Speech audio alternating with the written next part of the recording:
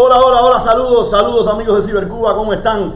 Vamos, conectándose ahora mismo, compartiendo esto que están viendo y esta conversación. Miren el caballero que tengo al lado, todavía no lo voy a presentar, voy a hacer de cuenta que no está ahí, que no lo estoy viendo, porque voy a contarles que la serie especial que estamos presentándoles en Cibercuba, que por cierto está teniendo muchísima aceptación gracias a ustedes, va a seguir creciendo, vamos a seguir incorporando voces que son, digamos, trascendentales o por lo menos que son personas líderes de opinión dentro y fuera de Cuba. No vamos a adelantar a quién tenemos dentro de Cuba, pero sí tenemos personajes también de dentro de Cuba. Y la intención es la siguiente: entender cuál es la mentalidad de los cubanos para el día de mañana y entender qué es lo que debemos ir, digamos, preparando los que nos fuimos, los que soñamos una Cuba mejor, para que en el momento en el que podamos implementarlo quizás no nos coja la circunstancia fuera de zona, no fuera de juego. En este caso en particular vamos a conversar con mi querido Roberto San Martín. Ahora sí, lo tengo aquí nuevamente al lado. Muchas gracias por la invitación. Claro, conversamos contigo en Cibercuba hace algún tiempo y te propongo que hagamos lo siguiente, que es lo que hemos estado haciendo con todos los entrevistados de esta serie, que le hemos dado en llamar algo así como ¿y la Cuba de mañana qué? El día después, ¿verdad? El día después de que se caiga el desastre que hemos estado sufriendo durante tanto tiempo. ¿Cómo pensamos el país? Tú, cómo lo pienso yo, cómo lo piensan las personas. Dicho sea de paso, usted se puede comunicar conmigo a través de mi Facebook, Ernesto Morales, o a través de Cibercuba Noticias, y usted puede mandar preguntas, porque fíjate, es muy válido, preguntas o sugerencias, incluso visiones que usted tenga para la Cuba del día de mañana y que creo que pueden ir enriqueciendo todo esto. La última vez que conversé contigo, todavía no se había aprobado la Constitución deshonrosa que está vigente ahora mismo. Recuerdo que tú y yo coincidíamos en que era casi imposible que no se aprobara. Estuvimos acertados, lamentablemente, hubiéramos querido equivocarnos, ¿no? Era más fácil estar acertado. Hombre, era más fácil, corríamos con suerte, ¿no? Corríamos con ventaja. Voy a empezar haciéndote una pregunta que puede parecer obvia, pero al menos para mí no lo es. ¿Ha cambiado algo en la manera que tiene el gobierno cubano de reprimir libertades individuales y de tener sobre todo el control, fíjate, con esta nueva constitución? ¿O tú crees que está todo igual? O sea, está mal, pero todo igual. No, yo creo que ha cambiado, pero para peor. Es decir, yo creo que ellos han cerrado los cabos sueltos. Los cabos sueltos que tenían, le falló algo por aquí, se dieron cuenta de que esto no estaba claro, que aquí no tenían todo el poder. Bueno, pues lo cerramos todo, ya ahora está todo cerrado, ya no hay forma de escaparse, ya tienen el control del arte, ya tienen el control de la economía, ya tienen el control de los medios de comunicación, ya tienen el control de los medios de comunicación, lo tienen todo controlado y creo que eso ha sido un empeoramiento de las libertades en Cuba. Roberto, el otro día cuando surge toda esta polémica, que no quiero entrar en detalle, quizás te haga alguna pregunta, pero no es la esencia de lo que vamos a conversar. Toda esta polémica con nuestro querido Luis Alberto García, digo querido porque hemos hablado muy bien de él y seguimos hablando de él. Esto no ha cambiado en lo absoluto. Pienso exactamente lo mismo que conversamos tú y yo aquí en público. Es un gran actor y una gran persona. Surgió el tema de si los cubanos que viven ahí dentro son víctimas o victimarios. Y la pregunta surge porque, inevitablemente, vamos a poner que haya habido un % que haya sido fraude, pero hubo un % gigantescamente grande de cubanos que sí votaron por una constitución que nos impide a ti y a mí votar igual que ellos. El cubano de allí dentro se ha deshumanizado un poco. ¿Tú crees que la esencia linda del cubano se ha afectado en esto? No, la esencia linda del cubano se ha afectado, pero creo que son dos preguntas diferentes y te las voy a responder diferente. A ver, yo creo que el cubano se ha convertido ha pasado de ser víctima a victimario de sí mismo. Yo creo que indiscutiblemente del 100% que votaron o que dijeron que votaron y el % que dio el gobierno de Cuba, vamos a quitarle un gran %, pero hay un gran % que es la mayoría de gente que fue y votó ¿correcto? Sí. Y esa gente que votó sí, porque ya no tienen ganas, ya no creen en nada, ni en Cuba, ni en la oposición, ni en que las cosas vayan a cambiar, ya no tienen ningún tipo de esperanza.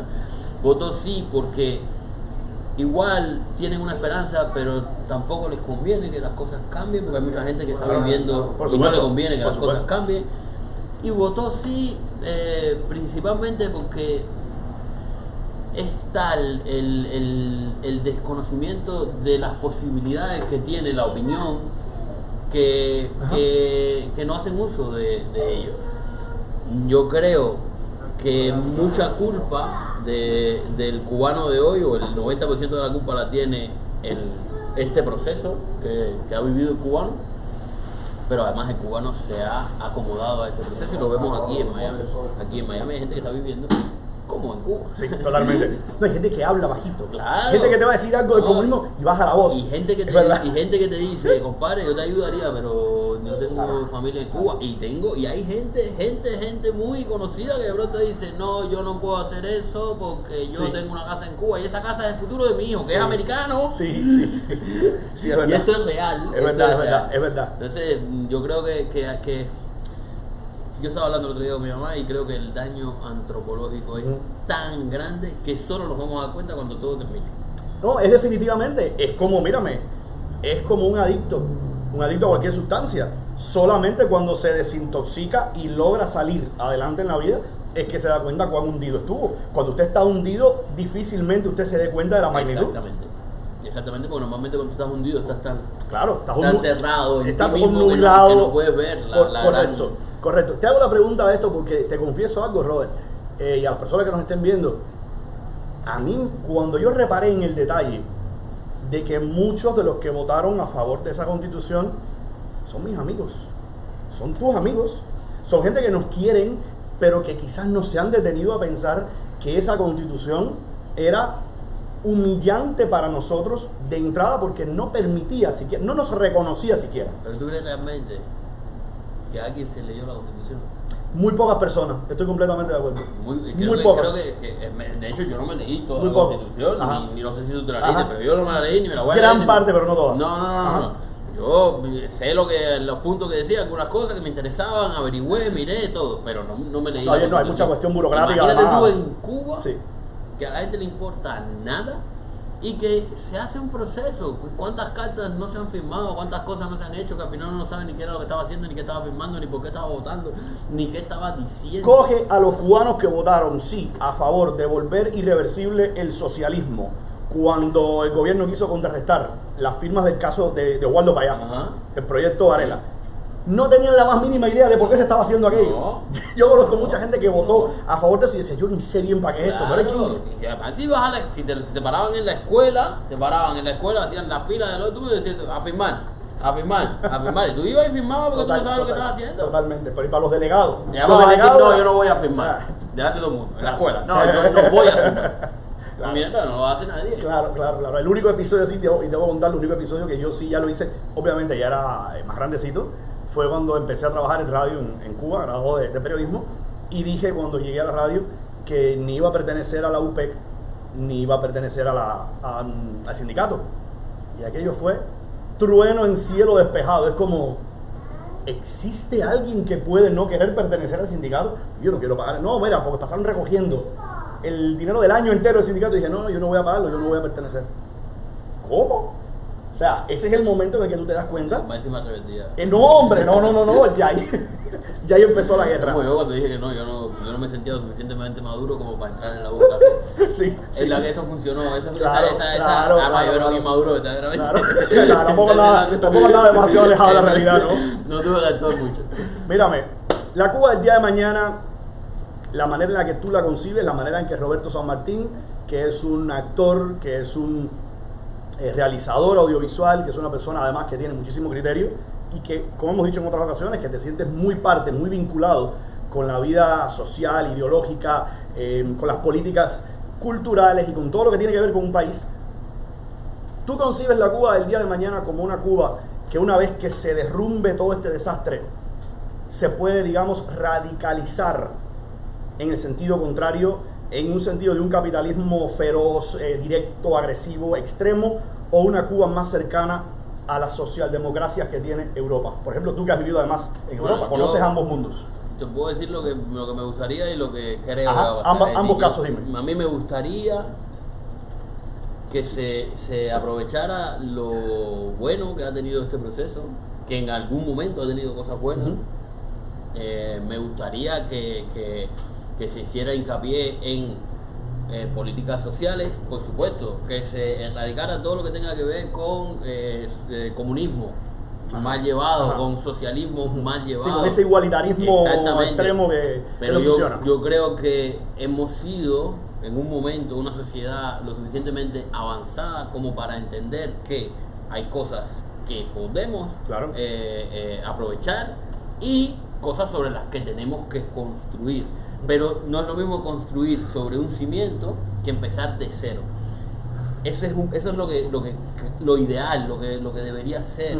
También te digo que porque esto es un proceso traumático, lo más probable es que se radicalice. Te iba a decir, en la probeta está muy bien. Cuando lo sacamos de la probeta del experimento, por supuesto, la radicalización puede ocurrir. No es que pueda ocurrir, es que es lo lógico que ocurra, porque a que tú lo encierres 20 años en una cárcel y después le digas, ven, vamos a que tú hagas una conferencia dentro de la cárcel, te va a decir, no, yo no voy a ir nada.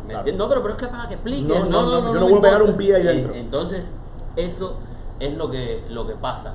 Me parece que debería ser así, usar la inteligencia, tratar de mantener una medicina gratuita, como la hay en Canadá, como la hay en toda Europa, como la hay en muchísimos lugares, como la hay en Colombia, vaya, si te pone, aunque haya una medicina privada, pero mantener... No, es que ese es el punto, que bueno, hace otro de los entrevistados de esta serie nos ha dicho, también, no voy a citar quién porque no sabemos exactamente si él quiera que lo diga ahora mismo, pero nos ha dicho, yo he tenido seguro privado, aún cuando he vivido en un país que ha tenido salud pública, sobre todo porque he aprovechado un sector de la salud pública que funciona fantástico, pero cuando he querido algún tipo de especificidad, he contratado entonces un seguro privado. Lo mismo que yo he vivido en España, y de hecho vivo en España.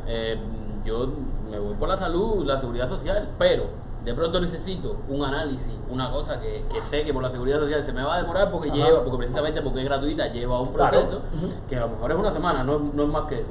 Bueno, pues yo entonces voy, pago mi servicio privado, que es muy barato. Te iba a decir que es pagable, tengo entendido. Muy barato. Pagable. Es decir, un seguro privado, full cover, para toda tu familia te puede salir 120 euros al año. Al año, ese me iba a decir al mes. No, al año. Los seguros en España se pagan al año. Igual que el seguro del coche, te puede salir en, no sé, 150, 200 euros al año. Y te puede chocar 5 veces sin que se... Y me estás hablando aquí del seguro privado. Entonces, eso es lo que yo aprovecharía, que la educación también se mantuviera gratuita, aunque existiera la posibilidad de que quiera pagar su educación o hacerla de otra manera. Aprovechar todo unas políticas sociales que en realidad en la revolución tampoco nunca se llevaron a cabo, pero estaban, al menos en teoría. En teoría, pues hacerlas prácticas, lograr un sistema que se desarrolle, pero además que cuide su entorno, porque tenemos una isla preciosa, porque no queremos cometer los mismos errores que ya el capitalismo salvaje ha cometido. Aprendamos del capitalismo, del socialismo. Que ese capitalismo salvaje también ha aprendido y ha evolucionado. Y ha evolucionado, pero no podemos, lo que no me gustaría es empezar de cero, desde el principio, donde ahora vamos a volver atrás y vamos a hacer... No, ya tenemos toda una enseñanza. Claro, crecer como sociedad, no quedarnos en que comunismo, nada que ver con comunismo nunca, no. Aprendamos, crezcamos y hagamos algo inteligente. Puesto ya en esa misma cuerda, hay una pregunta que es incluso hasta filosófica, porque todos los que tenemos una vocación democrática, tolerante, pluralista, creemos que en cualquier sociedad debe existir una representación política de prácticamente cualquier tendencia política. Dicho esto, es muy peligroso darle acceso al sistema legal, al sistema del juego democrático a los tramposos. Vamos a partir de aquí. Cuando se sabe que usted hace trampa, usted no puede jugar en el mismo juego que juego yo porque usted me va a ganar, porque usted hace trampa. Históricamente, los totalitarismos han hecho trampa, han jugado el juego democrático, lo han aprovechado a su favor y después han cambiado las reglas y han dicho, ahora no va a jugar nadie más. Eso es terrible porque cuando usted le da asiento a un tipo que es más fuerte que todos los demás, usted lo deja entrar y después dice, ahora no me voy a salir, se van a salir ustedes. Y es difícil sacarlo. Mira lo que hemos pasado. Hay países que han entendido esto tan bien, preclaramente, que por ejemplo República Checa tiene prohibido, a camisa quitada el Partido Comunista, y tiene prohibido ahora mismo Alemania el partido nazi. Claro. Es como una manera de decir, demasiado dolor, ya estuvo bien, ¿verdad? En la Cuba del mañana, Roberto San Martín ¿ilegalizaría el Partido Comunista o lo permitiría? Yo lo ilegalizaría por un tiempo. ¿Por qué? La Cuba de mañana, si tú no haces una limpieza étnica, por decirlo de alguna manera, ideológica, que no creo que sería el camino, no. Claro. Los mismos estarían jugando los mismos jugadores en la mesa, con todas las ventajas que ya le da haber tenido esa mesa durante 60 años. Correcto. Conocer al que reparte las cartas, al otro. Por lo tanto, esa gente no puede jugar ese juego, porque van, que exactamente como acabas de decir tú, a jugar con ventaja. Claro. Por lo tanto, habría que, durante un periodo, dejar que todos los demás se adecuaran. Y se equilibren las fuerzas. Claro, equilibrar la fuerza, que todos los demás se adecuaran al juego, que entendieran cómo funciona, por lo menos es lo que yo pienso. Ajá. Que entendieran cómo funciona, y a partir de ahí, si después que todos estamos bien, tenemos las mismas, los mismos derechos y deberes, y los mismos trucos, por decirlo de alguna manera, porque trucos siempre hay, queremos darle la oportunidad a un partido comunista nuevo, limpio, de polvo y paja, que no sea de la familia Castro, que no tenga esos conectos, por democracia, darle la oportunidad de que juegue en la mesa. Bueno, que juegue en la mesa y que pase lo que pase. Si volvemos al comunismo, también hay que confiar en que el pueblo, la memoria histórica y la gente aprenda. Y si no, no lo merecemos como pueblo. Yo creo que la democracia, como su nombre indica, es el poder del pueblo, y el pueblo tiene que aprender que sus decisiones tienen consecuencias. Nosotros no lo hemos sabido, porque no lo hemos aprendido, porque no nos han dado la oportunidad de decidir absolutamente nada. A eso también hay que aprender con la experiencia, con el tiempo. Pero durante un tiempito, 10 años, yo haría como una pequeña... La desintoxicación. Claro. La desintoxicación. Sí. Tú has sido un adicto durante demasiado tiempo. Yo no te puedo acercar el alcohol ahora mismo. Exacto. Tú has sido un alcohólico demasiado tiempo. Hemos logrado quitarte el alcohol. No, usted no va a beber en los próximos 10 años. Usted no va a beber una botella. Ni va a verla, ni va a andar con gente que beba, ni nada. Después que ya estemos demasiado seguros de que usted es un ser humano normal, usted va a poder beber como los demás. Que nos tomamos un trago aquí, que nos tomamos una botella de vino acá. O no, a lo mejor no puedes beber, pero puedes compartir con los demás. Correcto. Mientras los demás beben. Yo recuerdo cuando vine para acá, y me imagino que eso nos lo han dicho a todos los que hemos emigrado alguna vez, y es, cuando salimos de Cuba obviamente, que una gran libertad implica una gran responsabilidad. Que cuando usted no tiene a papá Estado controlando en qué inviertes tu dinero, cómo conduces tu vida, tienes mayor responsabilidad porque estás obligado, o sea, te puedes perder muy fácil, claro. ¿No? Puedes echarla a perder muy fácil. Yo creo que esa es la misma visión que tú tienes ahora mismo con respecto a que Cuba o cualquier país también debe tener el derecho incluso de malgastarse a sí mismo. Claro. Si quieres volver a votar en el futuro por este desastre, ya sabes lo que viene, ¿no? Es muy doloroso y esto es súper complicado y sé que va a ser polémica en esta entrevista, pero bueno, yo también lo voy a hacer. Pero creo que es así, creo que la gente tiene que ser consecuente con las decisiones que toma. Ahora, que se llegue mediante el voto, que tengan unas reglas de juego que sean las mismas para todo el mundo. Supuesto, sí, eso sí. Y que tú sabes, que se les pueda enfrentar, que se les pueda al menos jugar en la mesa con ellos. Me vuelves a ganar, pero yo me puedo seguir presentando. Claro, y yo además sería un partidario de una democracia directa. No, totalmente. No, ni siquiera como esta de aquí. No, directa. Yo quiero elegir al presidente. Y ya después el presidente que elija su gabinete, lo que sea. Su gabinete de gobierno. Perdón. No, las cosas que pasan en los programas en vivo y además en las entrevistas donde la tecnología todavía existe. Aparte, tu teléfono es un personaje. Sí, yo me acuerdo de tu teléfono en la otra entrevista nuestra. Una entrevista, en serio. Ya, después te llamo. Yo me acuerdo de tu teléfono. Siempre pasa lo mismo, señores. Siempre. No, Roberto San Martín con el teléfono es un personaje. Ahora bien, en esa Cuba del futuro, donde hay tanto dolor, donde hay tanta cosa acumulada en ambas orillas, hay que decirlo. En ambas orillas se han cometido errores, en ambas orillas hay cosas que no debieron ocurrir. Lo que pasa es que, y me perdonas la dirección, yo siempre digo que si bien ningún extremismo es bueno, si yo me tengo que decantar por alguno, yo me decanto por el extremismo de las víctimas y no de los victimarios. Claro. Porque ser extremista, cuando usted ha sufrido en carne propia, es casi impuesto, usted no lo elige. Usted no lo elige, pero ser victimario y ser extremista, eso sí, usted lo elige. En esa Cuba del futuro, el proceso que tú ves para los causantes de todo esto, los que estén vivitos y coleando, te voy a poner las tres posibilidades.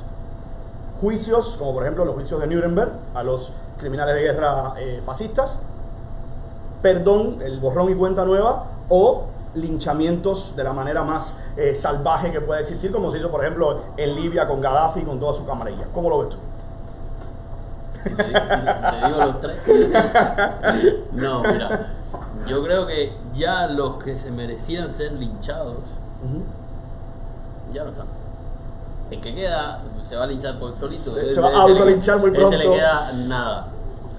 Yo creo que habría que hacer juicios, tampoco a todo el mundo, porque hay una cantidad de gente que efectivamente cumplía órdenes y que efectivamente cumplía órdenes a veces sin estar de acuerdo, pero sin tener poder para cambiar una orden. Okay. Porque siendo sinceros, nadie en Cuba, ni un general de ejército puede cambiar una orden. En ese sistema como está organizado es muy difícil. Yo haría juicios a ciertas y determinadas personas y haría borrón y cuenta nueva con la sociedad. Siempre uno sabe quiénes son, dónde están y cómo se comportan. Ya eso uno lo ha aprendido. Haría borrón y cuenta nueva, pero no me dejaría engañar de nuevo. Y a la primera que me hagas, es borrón y cuenta nueva, pero a ti te estoy vigilando. A usted no se los dejo pasar tan fácil como al que no le tuve que hacer borrón y cuenta nueva. Exactamente. Yo creo que lo que hace una sociedad más madura, más inteligente, es la justicia. El borrón y cuenta nueva no siempre sale bien, pero te pongo el ejemplo de España, que fue una transición paradigmática, muchas cosas, bella, en el sentido de que no hubo muertos, no hubo linchamientos, no hubo nada. La transición soñada. Entonces, que a la sociedad después, con los años, ha pagado esa transición, porque esa transición fue falsa, realmente. Totalmente, plástica. Fue impuesta, fue para no crear un problema. Y la gente a las que había que haber fusilado, no se les fusiló, se les dejó, se hizo borrón y cuenta nueva, entraron en el poder de nuevo y están gobernando con otro nombre, pero están gobernando igualmente. Por lo tanto, creo que hay que, insisto, yo haría a un profesor de historia el próximo presidente de Cuba. Profesor de historia de verdad, un tipo que sepa la historia de Cuba, la de verdad. Yo tengo el mío ya, no lo voy a mencionar porque está en Cuba, porque es profesor de historia ahora mismo, pero lo tengo y se lo voy a escribir por privado. Bueno, pues no te voy a mencionar porque no quiero embarcarte, pero un genio de historia de Cuba. Yo creo que si alguien debería llevarse el poder o llevar el poder en Cuba durante los primeros años de la transición, serían gente que serían historiadores de verdad, no los de la historia de Cuba, no, historiadores de verdad, científicos, artistas.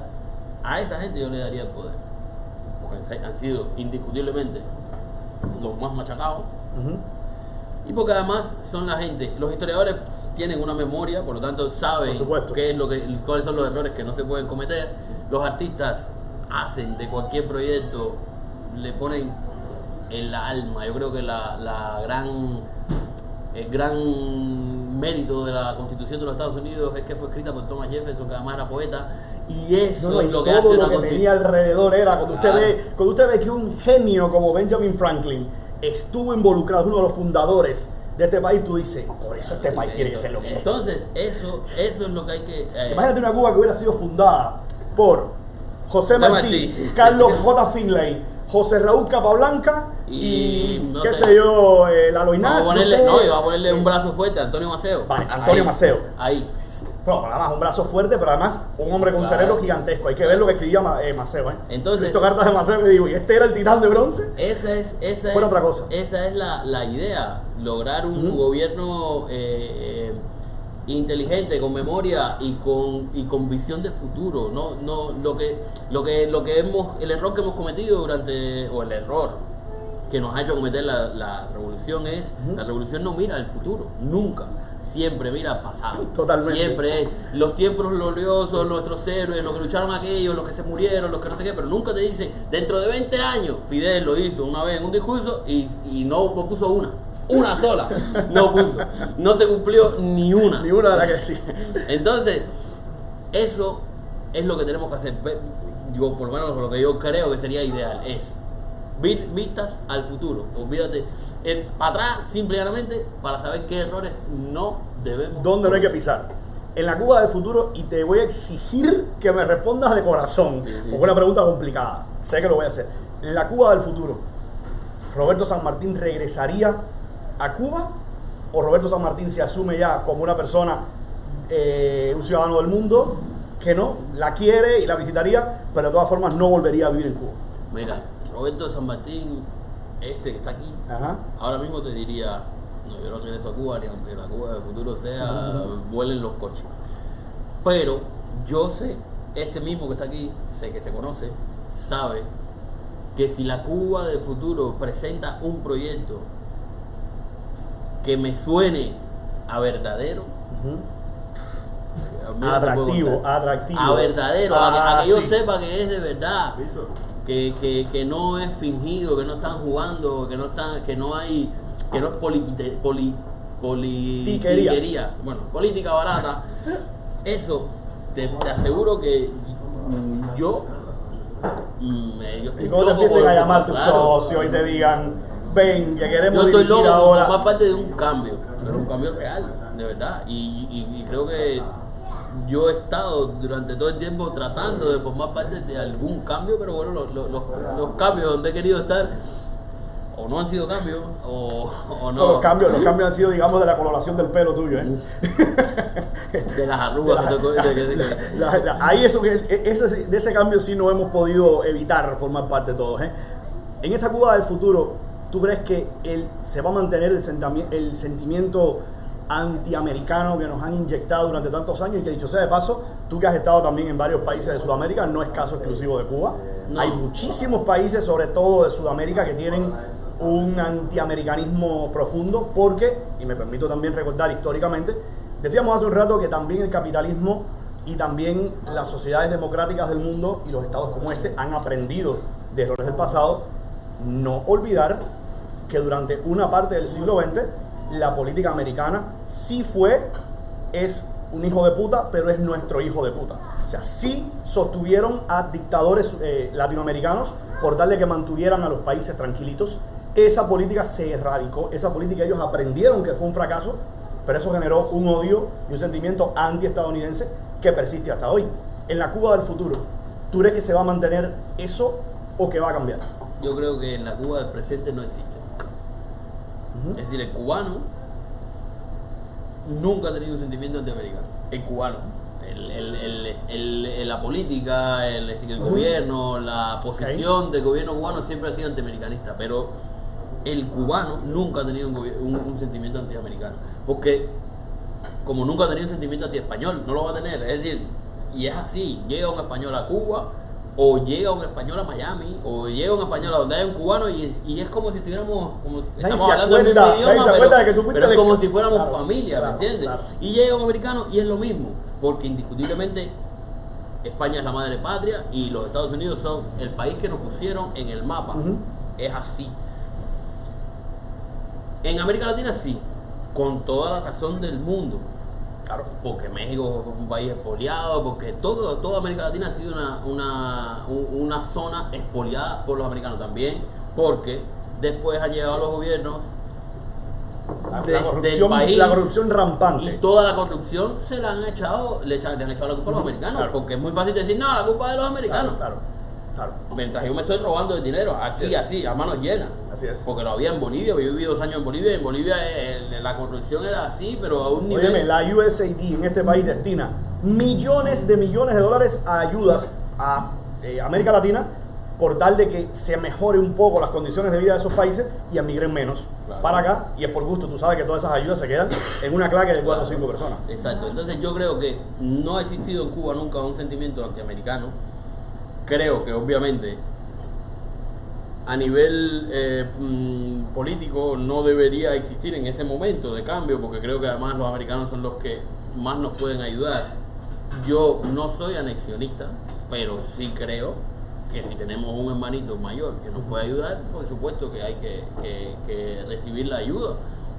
¿Y quién mejor que los Estados Unidos? Que además, como digo una vez más, nos pusieron en el mapa.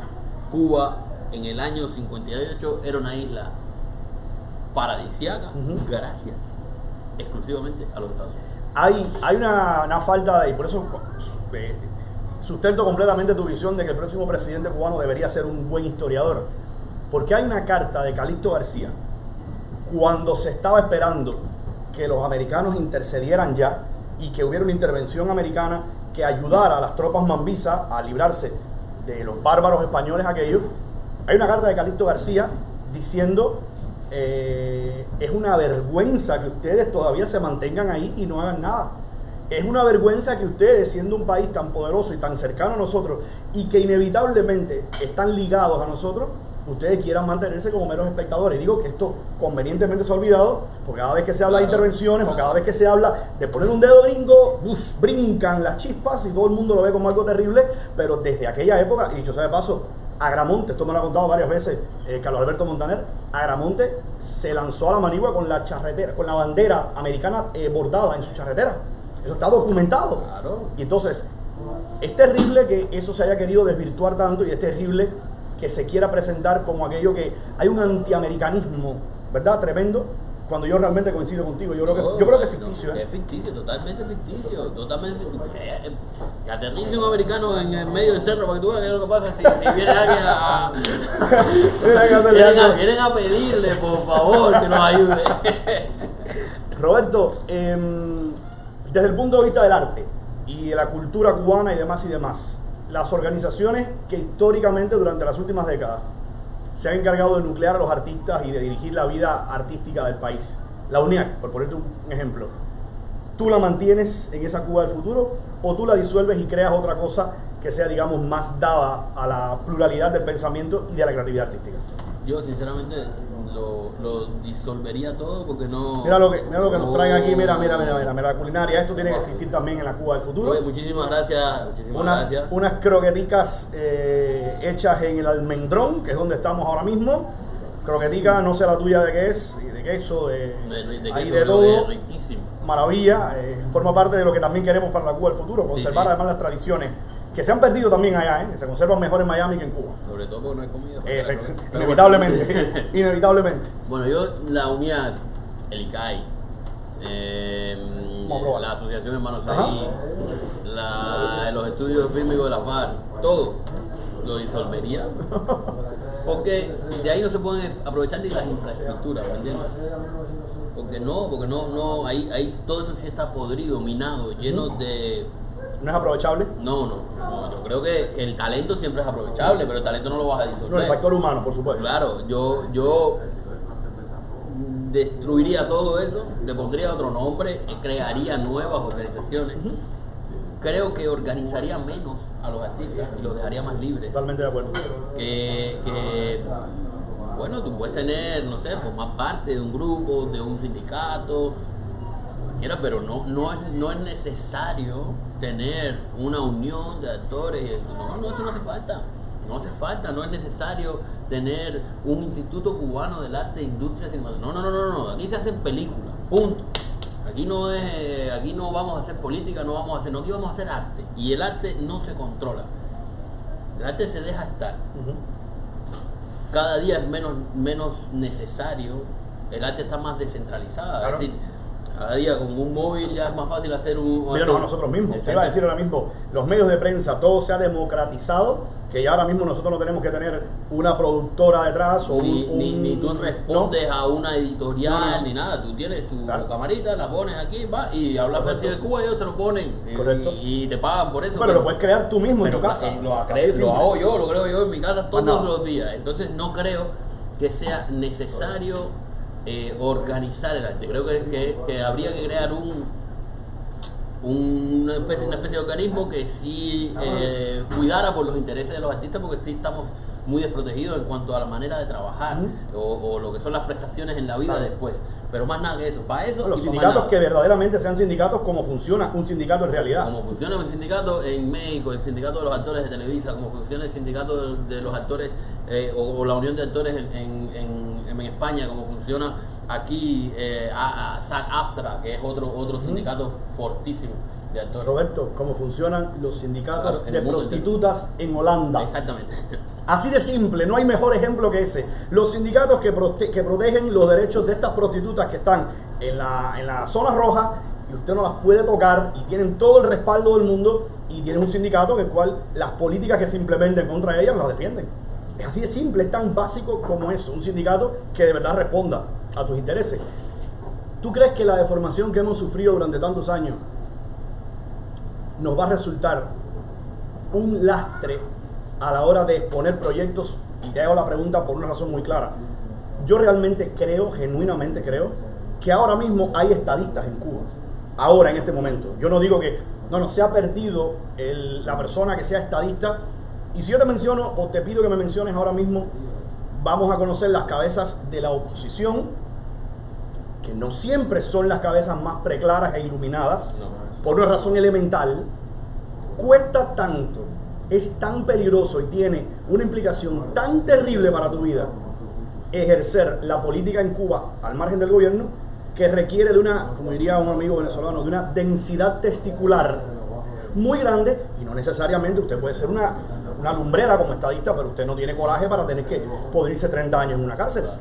Entonces, yo estoy seguro de que ahora mismo hay muchos economistas, hombres de visión de gobierno, que no los conocemos sencillamente porque el costo de que se vayan a conocer es demasiado grande. Pero en esa Cuba del día de mañana, ¿tú crees que va a tardar mucho que nosotros podamos ver el funcionamiento de una sociedad normal? ¿Estaremos condenados a ser un país desastroso toda la vida en el funcionamiento como sociedad? ¿O tú crees que precisamente tantos años de dolor y de desaprendizaje y de todo esto que hemos tenido nos van a impulsar? Yo creo que dura, ¿no? Yo es que creo que puede pasar las dos cosas. Yo creo que todo depende de cómo ocurra la transición y de cómo se asimile por el pueblo, por la sociedad. Lo ideal, repito, sería que se aprendiera, que no se perdiera el tiempo en boberías y que no se cometieran los mismos errores. Si se mira hacia adelante, yo creo que el pueblo cubano, la esencia del cubano ha demostrado, y lo ha demostrado en esta ciudad y en todos los países en donde está, sabe trabajar, sabe salir adelante, sabe ser honrado, sabe ser provechoso y de éxito. Y la única manera de lograr eso es creándole las condiciones para que viva. Si tú no necesitas robar para vivir, porque trabajando puedes vivir como tú quieres vivir, indiscutiblemente vas a elegirlo, por supuesto. A no ser que seas ladrón. Claro. Y que el los cubano, hay de vocación. Claro, ¿no? pero el cubano no es ladrón de vocación. El cubano simple y llanamente se ha visto en la necesidad de robar. Totalmente se ha visto de en la necesidad de sobrevivir. Pero si puede vivir de su trabajo, vive como vivimos todos en esta ciudad de nuestro trabajo, y hay gente que vive como no viven muchos americanos. Así es. Tú sabes que ahora que dices eso, a mí me molesta muchísimo cada vez que se presenta a Miami como la capital del delito, la capital del fraude y demás, porque yo te digo, de que hay cubanos que han cometido muchísimos fraudes a Medicare, sí, fraudes a los seguros, sí, tarjetas, sí, pero ¿y cuántos no? Miami era, vamos a estar claros, Miami era pantano, Miami era Everglades. Sí, Miami era Everglades y unas playas bonitas, más nada que eso. Miami es hoy una de las ciudades más cosmopolitas de Estados Unidos, y que a nadie se le olvide, gracias, entre otras cosas, a la inmigración cubana. Eso es real. Cuando Barack Obama vino a Miami, perdón, cuando Barack Obama fue a Cuba y dijo en La Habana que en Estados Unidos teníamos una muestra, y a mí me eriza, o sea, esa parte para mí es inolvidable, y aquellos incluso que estén en contra de las políticas de Barack Obama, creo que deberían dar gracias porque se haya dicho eso en Cuba. Nosotros tenemos en Estados Unidos una muestra de lo que pueden hacer los cubanos cuando viven en libertad, y se llama Miami. Esa es mi siguiente pregunta. ¿Verdaderamente crees que la Cuba del día de mañana se va a parecer a Miami? ¿O crees que puede ser otra cosa, aunque siga existiendo este Miami que conocemos hoy? Yo creo que la Cuba del día de mañana debería ser un update, una actualización de Miami. Debería ser mejor que Miami. Indiscutiblemente, por ejemplo, las ciudades en Cuba son más bonitas que Miami. Mucho más bonitas. Mucho más bonitas. La más fea de Cuba es más bonita que Miami. Las playas son más lindas que Miami Beach. Son más bonitas. Vamos a estar claros. Entonces, si nosotros logramos hacer de Cuba un país próspero como lo es este país, como lo es esta ciudad, pero logramos mejorar todo lo malo que tiene esta ciudad, que la gran mayoría de lo malo que tiene esta ciudad viene de Cuba, y viene de Cuba, totalmente de de acuerdo. esa Cuba revolucionaria. Totalmente porque de esos acuerdo. que estafan a Medicaid, ¿para qué estafan a Medicaid? Se roban 20 Y millones se y regresan ¿para dónde allá, van? regresan Para allá. Cuba. De Por acuerdo. lo tanto, son gente que se ha metido aquí porque este país ha sido demasiado bueno Generosísimo. en muchos casos.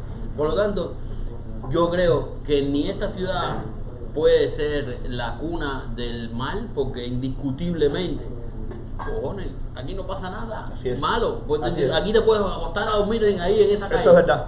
A las 3 de la mañana y amaneces con tus zapatos y con todo. Al otro día, o probablemente te despierta un policía y te diga, Oye, señor, sí, te pasa algo, venga, vamos, que te vamos a llevar a tu casa. Sí. ¿Me entiendes? No se dejen engañar. Esta ciudad es maravillosa. No es una belleza como La Habana, no lo es geográficamente ni estructuralmente lo es, pero es una ciudad maravillosa. Todavía. Todavía. Hay que por supuesto, recordar una ciudad muy cuánto joven. tiempo tiene Miami. Miami tiene 2 días de nacido. Exactamente. Vamos a ver cuando lleve 400 años Claro. lo que es Miami. Te das cuenta que la ciudad, La Habana cumple Por eso lo digo. 500 años dentro de ahora. poco. Por eso lo digo. Entonces, yo creo que la Cuba de mañana tiene que ser una Cuba que mejore todo lo que conocemos, todo lo que hemos conocido, que recuperemos, que hagamos como que lo que sí no debe existir es este periodo el accidente, como le dice Carlos Cruz. El accidente lo tenemos que recortar de la historia, editarlo, votarlo y editar de 58 al 2000, que sea, 2010, vamos a ponerle 2020, por favor. 2020, ¡pum! Y ahí, y coger lo mejor, donde nos quedamos y hacerlo así, y eso en 10 años se logra si nos ponemos, si nos convertimos en gente de provecho y aprovechamos todo lo que va a venir, que va a ser mucho. Yo voy a tratar de resumirte mi postura y para ir cerrando ya la entrevista.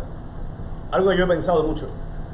Yo quiero sencillamente una Cuba donde la frase, una conversación que estamos teniendo, una discusión, un debate, lo que sea, donde la frase "tú estás muy equivocado" desaparezca. Exactamente. No exista, yo no te puedo decir que hay algo que me irrite más a mí que yo estar polemizando contigo sobre algo y que tú me digas "tú estás muy equivocado", sobre todo cuando son temas muy subjetivos. Claro. Porque que yo te diga a estas alturas que la Tierra es plana, quizás cuesta trabajo no decirte estás equivocado, ¿vale? Pero en temas subjetivos, en la manera que yo tengo de entender mi vida, mi sociedad, mi familia o la sociedad en sentido general, y yo creo que la Cuba que tenemos hoy es una Cuba donde el "tú estás equivocado" es la norma. Claro, Es la norma, está en el es lo ADN. primero que se dice. Correcto. No, tú estás muy equivocado, esa es la expresión. Creo que acabo de hacerla ahora mismo con la inflexión de voz y todo. Me estoy graduando de actor ahora yo aquí contigo. Si tú estás muy equivocado y lo que viene después es una lección moralista, ideologizante, estigmatizante de por qué aquellos que hemos visto es un disparate desde que tenemos uso de razón, afortunadamente, y lo digo con orgullo, estábamos muy equivocados, ¿verdad? Y por qué sobrábamos y por qué esta Constitución no nos reconoce a ninguno de nosotros. Yo creo que la Cuba de mañana tiene que eliminar la intolerancia. Totalmente. En todos los sentidos. Totalmente. No se puede ser intolerante con el que piensa diferente, no se puede ser intolerante con el que viste diferente, no se puede ser intolerante con el que ama diferente, con el que es diferente, con el que le falta un brazo o con el que le falta una neurona. Correcto. No se puede ser intolerante, aunque la persona te den ganas de hacer así, claro, y romperle el cráneo con la frente, porque a mí me ha pasado. Pero hay que tolerar. Porque esa gente también es persona y también tiene una manera de pensar, y probablemente su manera de pensar justifique su manera de actuar. Hay entes que hay que eliminar así. De raíz. Disolver en ácido. Pero no la mayoría de las personas. Y no puede ser una norma. Tiene que ser una excepción. Matrimonios gay, sí. Padres gay que quieran adoptar hijos, sí.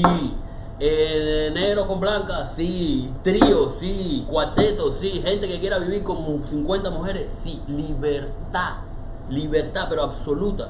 No medias libertades. No. Libertad, entendimiento y comprensión. Hacer una sociedad empática, una sociedad que sea capaz de empatizar. Sí, donde el primer pensamiento sea, yo no lo veo así, pero es tu derecho verlo así. Claro que sí. Yo como no me acuerdo quién dice. Voltaire, detesto lo que dices, pero moriría por defender tu derecho a decir. Yo lo digo todo el tiempo. Exactamente. Tú sabes que ahora que acabas de decir eso, a algunos le podrá parecer un horror, y obviamente esto que voy a decir es bien polémico, pero no es obra mía. Vayan a Portugal a discutirlo. Yo me enteré en el documental este de Michael Moore en Where to Invade Next, que básicamente es una broma de dónde vamos a invadir, y va por diferentes países tomando buenas ideas de cada país. En Portugal son legales todas las drogas. Yo no lo sabía. Yo me enteré en este documental. En Portugal Michael Moore está sentado frente a dos policías, que son los que le están contando esto, y Michael Moore le dice, cuando me dices todas, ¿me estás hablando? Yo, sí, por supuesto todas. Él le dice, yo te puedo decir que yo tengo aquí ahora mismo en mi mochila, ¿qué es lo que él le dice? Anfetaminas. Yo tengo ahora mismo un cargamento de anfetamina, y dicen los policías, quizás la probemos contigo. ¿Y cuáles son los niveles de violencia que tienen ustedes? Portugal no es uno de los países conocidos por ser violento, vamos a estar claros, ¿eh? Entonces, eso te dice que cuando tú das a veces más libertades, las cosas a veces funcionan mejor. Esa es una de las máximas del neoliberalismo. Cuando yo vivía en Bolivia con 18 años, yo estudié economía, porque estaba estudiando administración de empresas, y tenía un profesor, que además venezolano, que había acabado de llegar en ese momento neoliberal de Venezuela, donde tú comprabas todo. Y una de las máximas del neoliberalismo, y una de las cosas que plantea el neoliberalismo como la solución a la droga, es legalizarla. Todas. Tú las legalizas y pones impuestos.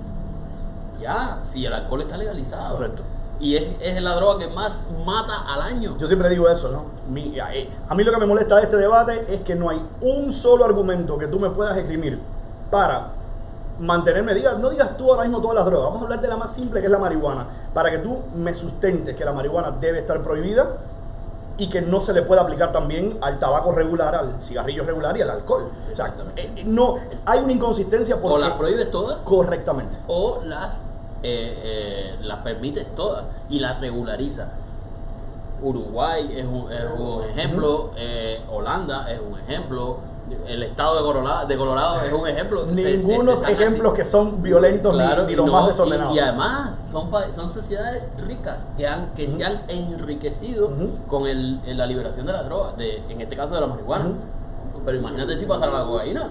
Imagínate cuánto dinero se eliminaría del narcotráfico, cuánta gente dejaría de ser narcotraficante y se convertiría en pequeño empresario o gran empresario. Pero además lo más lindo es que pero ahí yo le digo al Chapo, tú no puedes hacer negocio. Bueno, por lo mismo que hablábamos ahorita. No, pero claro. Por lo mismo que hablábamos ahorita. Ya tú llevas demasiada ventaja. Claro, por supuesto. Por supuesto. No vas a decirle a Pablo Escobar, dale, ven, ahora dale, no, vas a ser justo, vas a ser legal con todo esto. Y eso, yo creo que la sociedad, de todas las sociedades del futuro, creo que nuestro país es el único que todavía tiene posibilidades de construir una sociedad nueva, desde cero, porque somos el único país que está tan estancado en el tiempo.